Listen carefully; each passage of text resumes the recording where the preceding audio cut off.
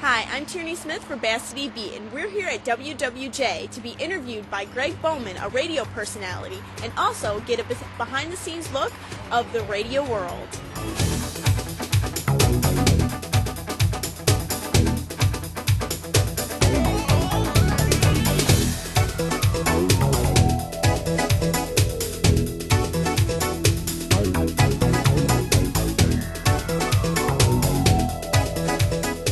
Well, what time is it now?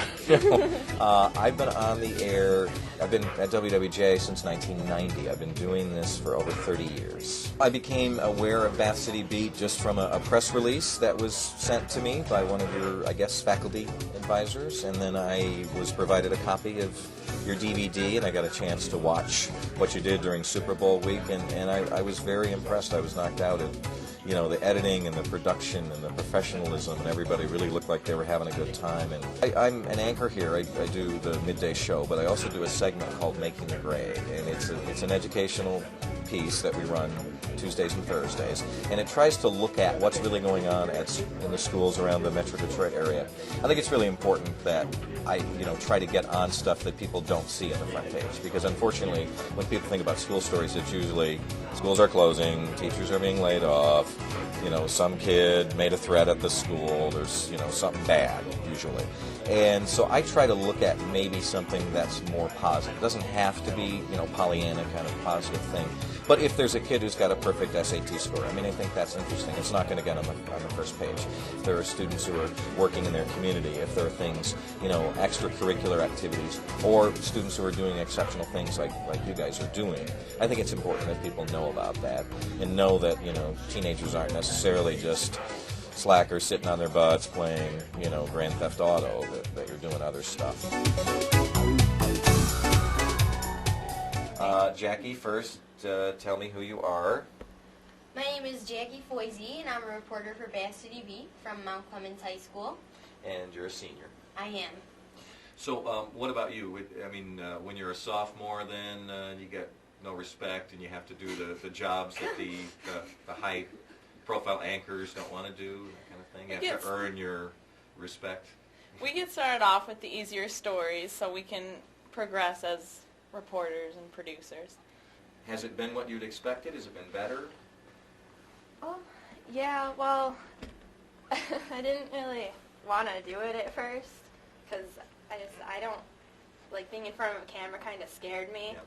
But after I started doing it, it was really cool. So you've expanded, have you expanded? It's on a bigger cable network now, or how many people are watching, do you know? Yeah.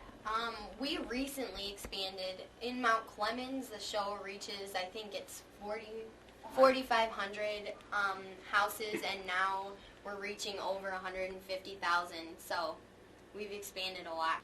I'm taking the work experience with me, and hopefully the experience that will help me in college and hopefully get into a college if I want, especially with this kind of career. You get the last word. I don't remember what the question was. It probably wasn't a very good question.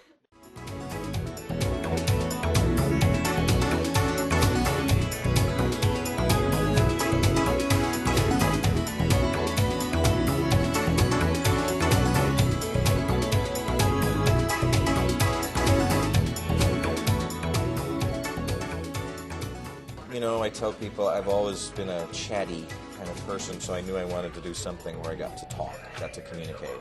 And there are a limited number of jobs where you get to do that. But I like to tell stories. I always tell people at schools, if you're the one who tells stories about other people and gossips and, hey, did you hear about what happened to so-and-so, that you probably will end up being a reporter. For young people who are interested in breaking into broadcasting, because more and more stations are now a part of networks, your syndicated programming, I would recommend you get into your local cable TV system, the public access end of it.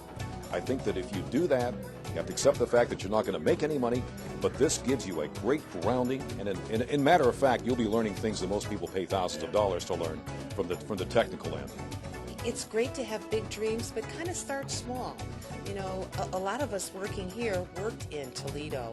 We worked in Traverse City. We went to small markets and, worked our way up. The great secret of broadcasting is that if you have the knack for it, it is really quite easy. And some days I actually marvel that I'm being paid to just go on the radio and talk. The more you learn, the better. The earlier you can learn, the better. In college, I mean, there will be more expectations probably on you. There will be, it will be tougher in some ways. But you're learning now some of the same stuff that you will learn in college. So I think it'll help you because, again, just like with the career thing I mentioned, you're getting a big head start. You definitely have to learn how to speak the language, how to use the language of English, thinking on your feet, debate, forensics, good preparation for this kind of thing. But the most important advice of all, regardless of what your formal study is to read old-fashioned, low-tech books. Why? Because reading makes you a good writer. You absorb excellent writing through osmosis, filter it through your own voice, your own personality, it then emerges. Well, from the entire staff of Varsity Beat, we want to thank Greg Bowman for allowing us to see his world of radio. For Varsity Beat, I'm Tierney Smith.